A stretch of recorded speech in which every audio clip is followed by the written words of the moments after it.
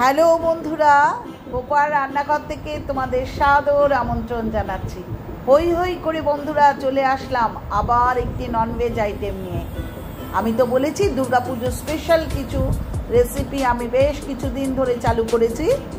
তো এখানে একটা কথা বলার আছে, প্লে লিস্টে গিয়ে তোমরা দুর্গাপুজোর থালি অর্থাৎ ষষ্ঠীতে কী থালি, সপ্তমীতে কী থালি, অষ্টমীতে কী থালি, নবমীতে কী থালি তোমরা সিলেক্ট করতে পারো। আমার কিন্তু প্লে লিস্টে রয়েছে।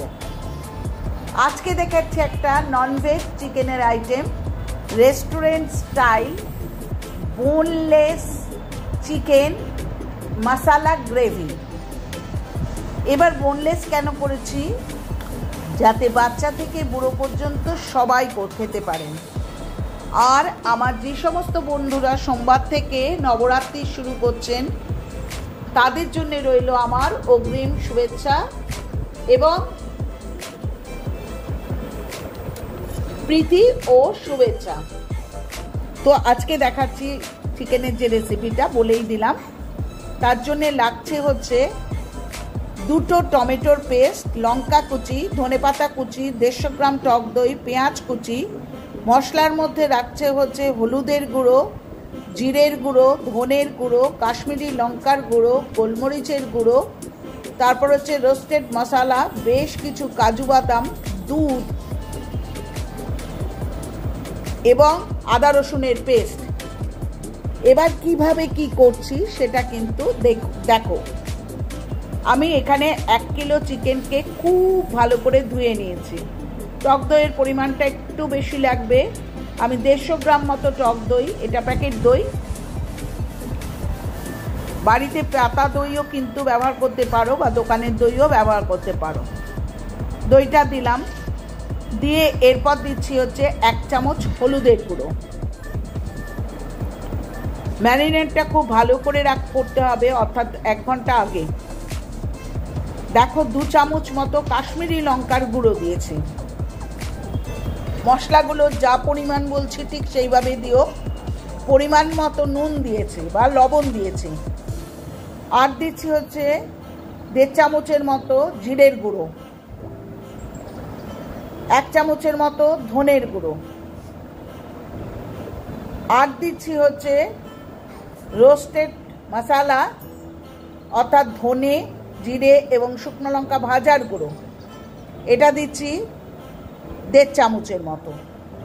আর দিচ্ছি হচ্ছে গোলমরিচের গুঁড়ো অর্থাৎ ব্ল্যাক পেপার, কালো গোলমরিচের গুঁড়ো, যেটা 1 চামচ বা 1 চামচের থেকে একটু বেশি দিচ্ছে। হাতের সাহায্যে ম্যারিনেট করবে, কারণ হাতে থাকে ভালোবাসা, আর রান্নায় ভালোবাসা না থাকলে তো তার স্বাদ করা যায় না। সুতরাং বন্ধুরা বারবার রিকোয়েস্ট থাকলো, ভালো করে মাংসটাকে ভালো করে মেখে নিয়ে ম্যারিনেট করে 1 ঘন্টা ঢাকা দিয়ে রেখে দাও। এরপর একটা চাইনিজ কড়াই নিয়েছি, তাতে 3-4 চামচ মতো আমি মাস্টার্ড অয়েল নিয়েছি। তেলটাকে গরম হতে দিয়েছি। 2টোর মতো পেঁয়াজ আমি দেখো কিউব শেপে একটু ছোট ছোট করে অর্থাৎ ডুমু ডুমু শেপে কিন্তু পেঁয়াজগুলো কেটে নিয়েছি। নিয়ে কিন্তু তার মধ্যে আমি আদা রসুনের পেস্ট দিয়ে দিচ্ছি। বন্ধুরা চাইনিজ কড়াই কেন নিয়েছি সেটাও আমি পরে বলছি, যে এটাই কিন্তু নাড়াচাড়া সব কিছু করা খুব সুবিধা। এবার আমি এই আদা রসুনের পেস্ট সমেত পেঁয়াজটাকে খুব ভালো করে কিন্তু ভাজতে শুরু করলাম। 1 ঘন্টা বাদে যে মাংসটাকে আমি ম্যারিনেট করেছি সেটা কিন্তু কড়াইয়ে ঢাকনা চাপা দিয়ে দিয়েছি। এবার কিন্তু মিডিয়াম ফ্লেমে রান্নাটা করব। দেখো মাংস থেকে কিন্তু যেহেতু টক দই দিয়েছি অনেকটা জল রিলিজ হয়েছে। এখানে যে আমি 1 মুঠের মতো কাজু বাদাম নিয়েছিলাম সেটার সাথে একটু দুধ দিয়ে, দুধটা কিন্তু অবশ্যই কিন্তু একটু মিল্ক পাউডার দিও, অর্থাৎ গরুর দুধ নয়। এখানে কিন্তু 2 টমেটোর পেস্ট করে রেখেছি। যখন চিকেনটা প্রায় সেদ্ধ হয়ে এলো তখন কিন্তু আমি এই টমেটোর পেস্টটা দিয়ে চিকেনটাকে কিন্তু হতে দেব। বন্ধুরা খুব ভালো করে কিন্তু আংশাবে, দেখেছো, আবার প্রয়োজনে কিন্তু একটু ঢাকা দিয়ে রাখবে।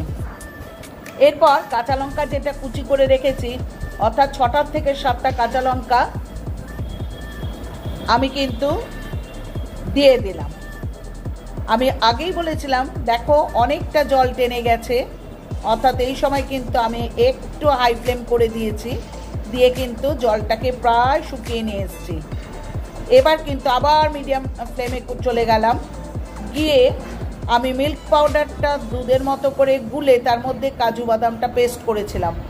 তার কারণ হচ্ছে আমি বারবারই বলি মিল্ক পাউডার দিয়ে করলে কি হয়, একটু ক্রিমি টেক্সচার হয়। দেখতে পাচ্ছ অনেকটা ফ্রেশ ক্রিমের মতো, কি ভালো দেখতে হয়েছে, খেতে ততোধিক সুন্দর হয়েছিল। একবার আমার পরীক্ষা কিন্তু তোমরা নিয়ে নিও। ওপরে দিলাম চিকেন মশলা, অর্থাৎ বাজারে কিনতে পাওয়া চিকেন মশলা আমি ওপরে দিয়ে দিলাম। আর দেব হচ্ছে বেশ কিছু ধনেপাতা কুচি, এটা দিয়ে কিন্তু আমি নাড়াচাড়া করব। দেখেছো কালারটা কীরকম হয়ে গেছে, অসম্ভব টেস্টফুল খেতে হয়। অর্থাৎ বোনলেস চিকেন মশলা গ্রেভি, এটা হোটেল বা রেস্টুরেন্ট স্টাইলে দেখো আমি সার্ভ করছি, কিভাবে সার্ভ করছি সেটাও দেখো। এইভাবে কিন্তু রুটি, হাতে সেঁকা রুটি, রুমালি রুটি, লাচ্ছা পরোটা, নান, বেবি নান, কুলচা বা লুচি পরোটা এগুলোর সাথে খুব ভালো যাবে। তাছাড়া কিন্তু রাইস আইটেমের মধ্যে fried rice, Chinese fried rice, pulao এগুলোর সাথেও খেতে পারো। ভীষণ ভালো টেক্সচার হয়েছিল, ভীষণ ভালো খেতে হয়েছিল।